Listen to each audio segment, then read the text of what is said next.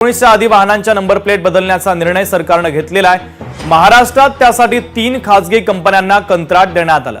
मात्र देशातील इतर राज्यांच्या तुलनेत महाराष्ट्रातील या 3 कंपन्यांकडून नंबर प्लेट बदलण्यासाठी दुप्पट ते तिप्पट पैसे आकारले जात असल्याचं वास्तव आता समोर येत आहे। नंबर प्लेटवाली एक बातमी खूप मोठ्या प्रमाणात चाललेली आहे।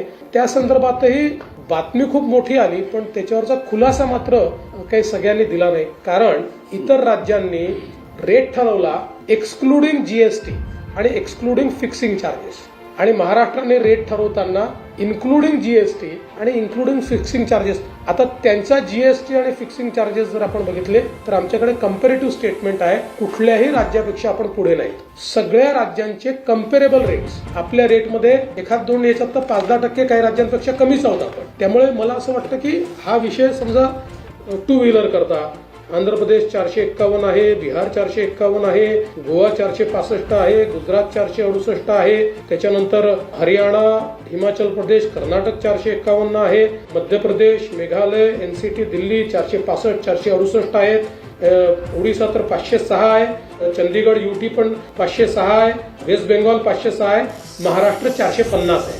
म्हणजे या सगळ्या राज्यांपेक्षा जेव्हा आपण यांचं एकत्रितपणे त्या ठिकाणी बघतो त्यावेळी आपल्याला असं लक्षात येतं हे कमी आहे।